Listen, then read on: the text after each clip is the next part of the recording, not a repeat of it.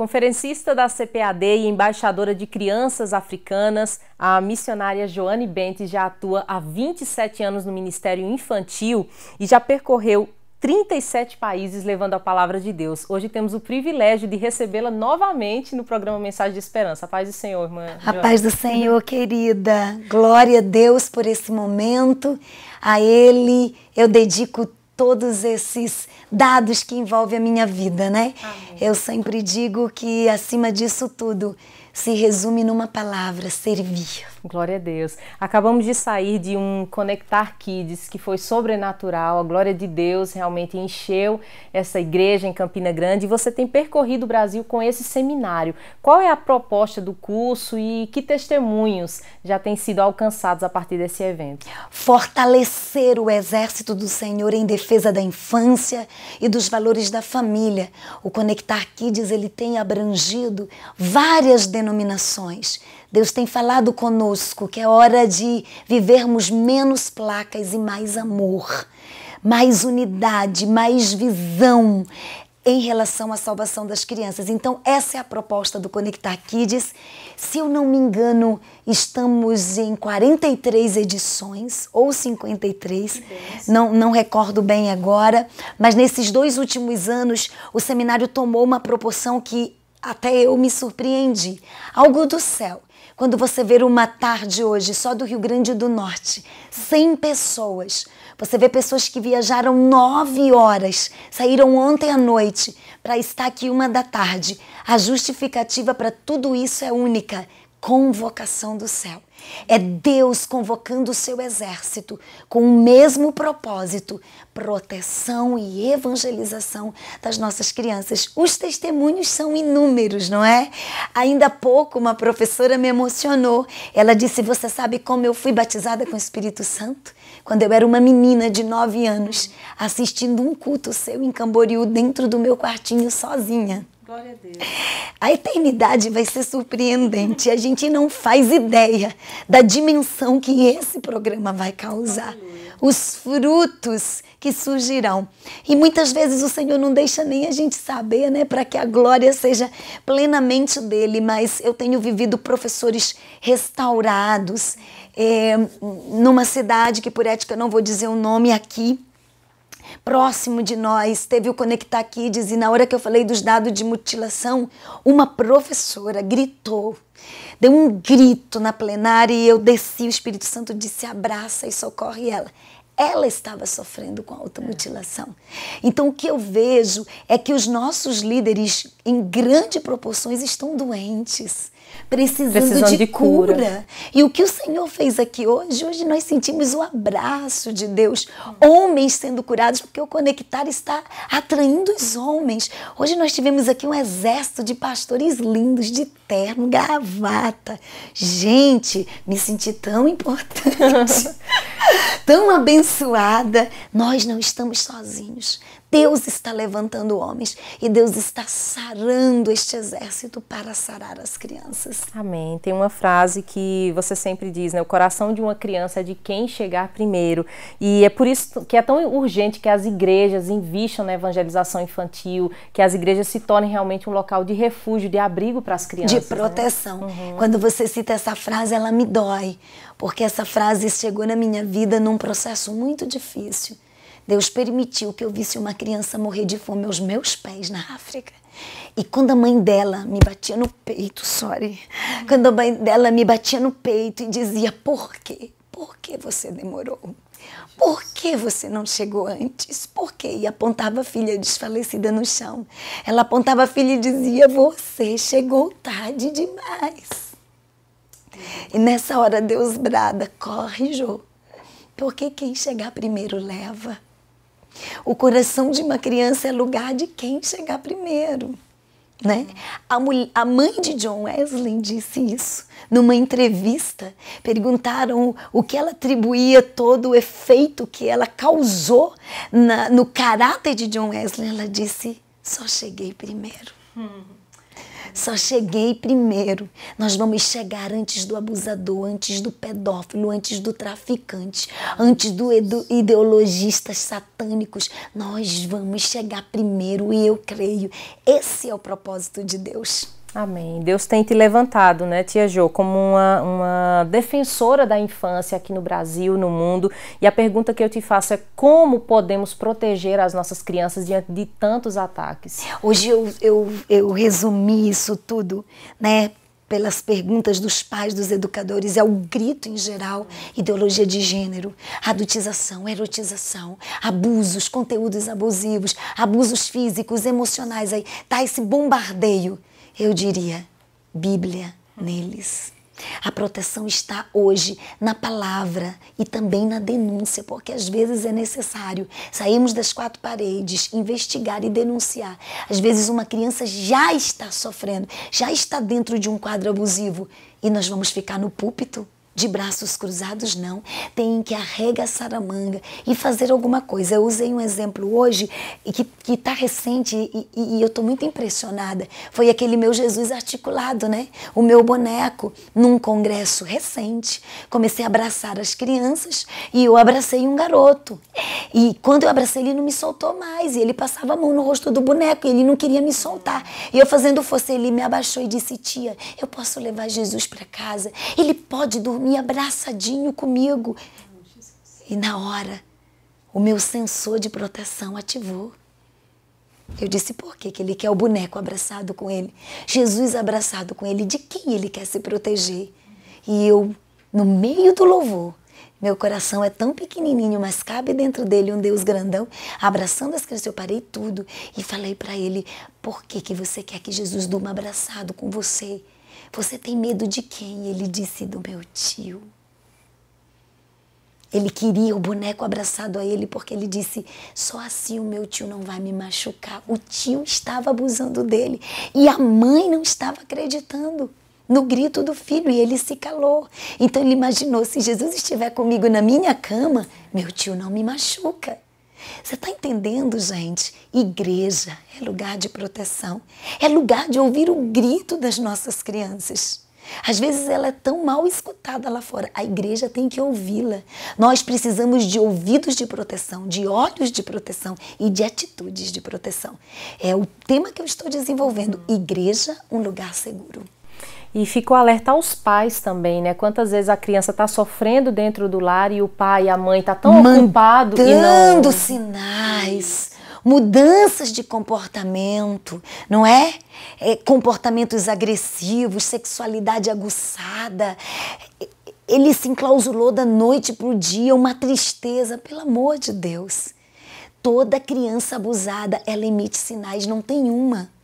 Não tem uma que pula e salta e brinca o tempo todo. Tem sinais evidentes. Agora eu espero que os pais estejam mais atentos aos sinais dos seus filhos. Não ignore mandando ele ir para o celular. Não ignore ligando uma televisão. Vá assistir televisão, meu filho. Não ignore colocando ele na frente do computador, por favor. Temos que socorrer. Sua casa também tem que ser um lugar de proteção. O Brasil, ele está entre os países com os mais altos índices, né, de violência contra crianças e adolescentes. E você trouxe alguns dados muito alarmantes. Eu gostaria que você também compartilhasse com o nosso público. São dados precisos, dados da Unicef, dados dentro de contexto hospitais e posto de saúde. Agora você imagina o que não entra em hospital e posto de saúde, o que não chega nos nossos conselhos tutelares, o que fica escondido em quatro paredes. Os dados são muito maiores.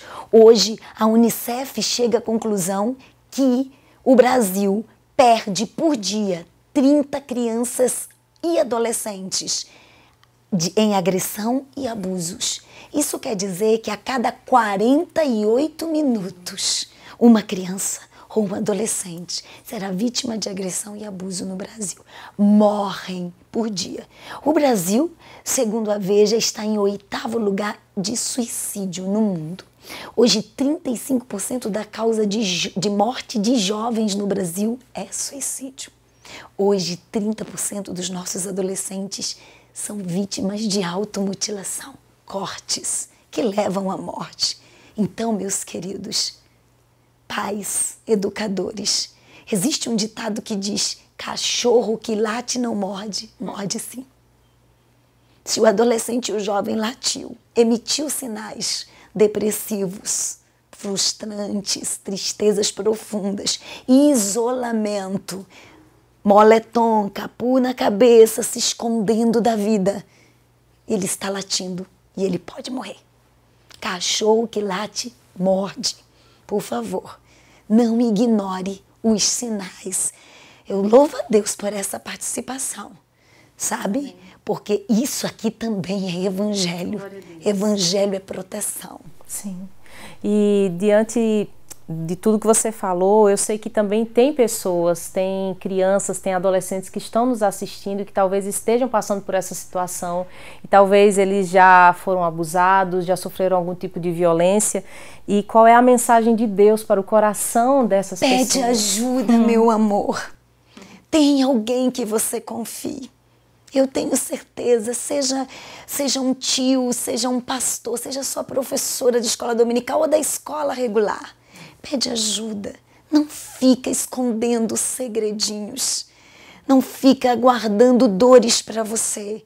Viu? Segredos só serão escondidos se não te machucarem. Mas se te machucam, se te ferem, não precisa ser segredo.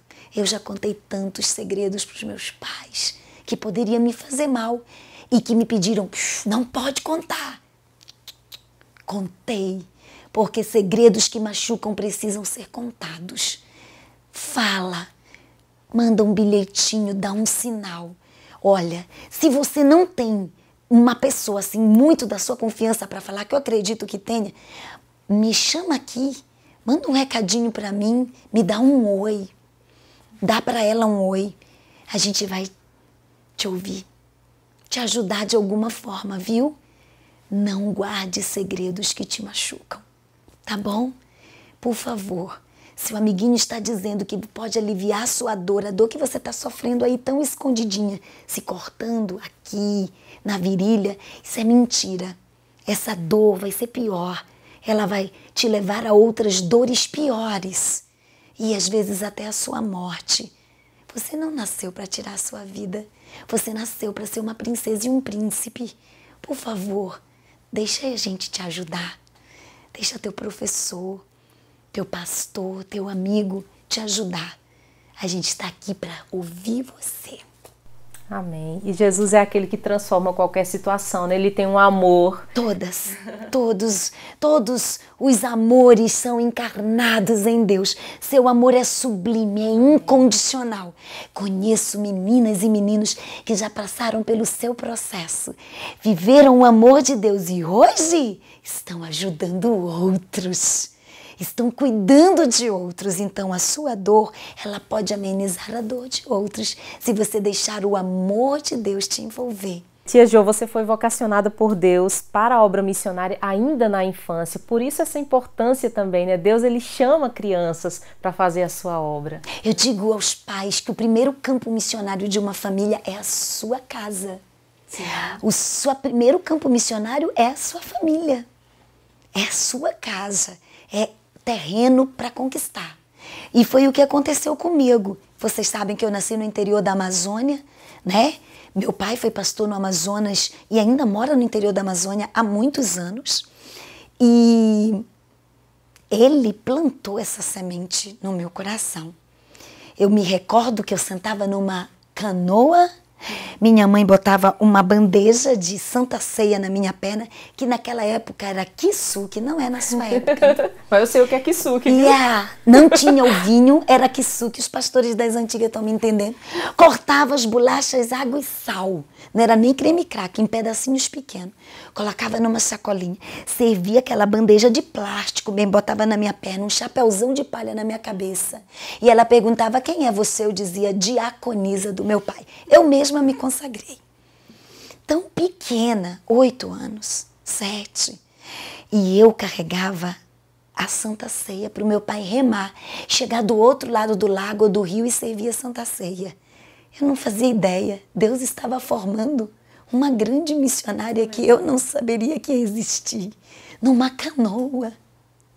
E aí Ela perguntava, o que você está carregando? E eu dizia, o sangue e o corpo de Cristo. Uma responsabilidade, que aquela canoa ia pro fundo e eu não soltava a sacolinha da bolacha.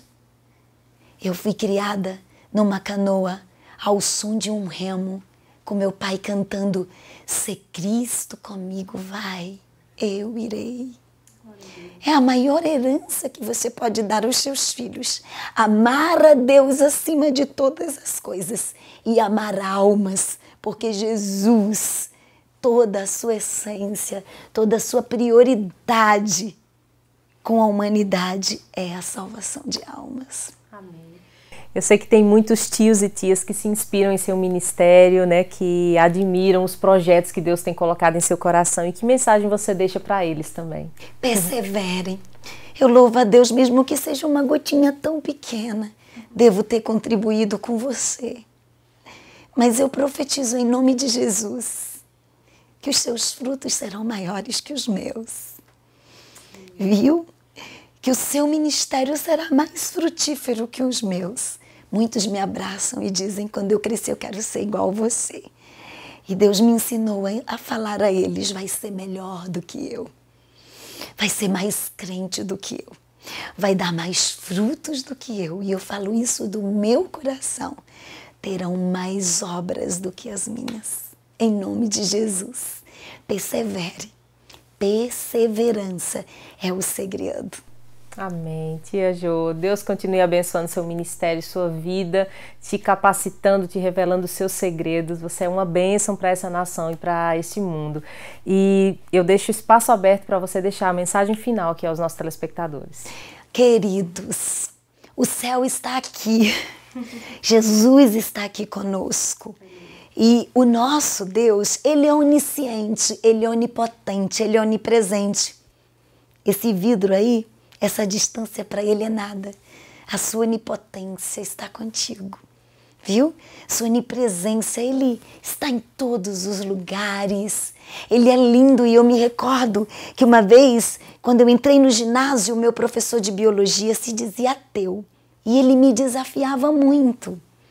E falando dessa onipresença de Deus, agora me veio a lembrança. Um dia, ele provou em um slide, que era tão raro um professor usar slide naquela época, ele provou que Deus não existia, que o mundo surgiu de um Big Bang. E ele me desafiou. Ele disse, como é que eu vou acreditar num Deus que eu não vejo, que eu não toco, que não é palpável?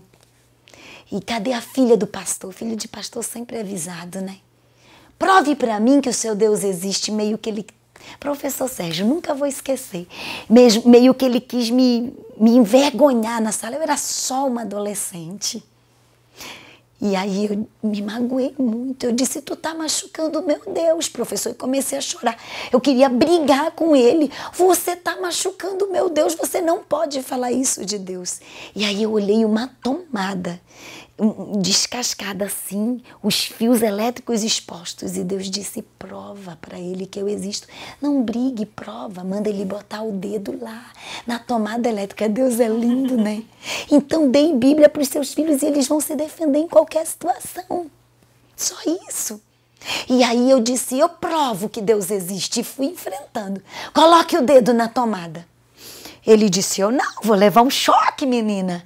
Eu disse, mas eu não estou vendo choque.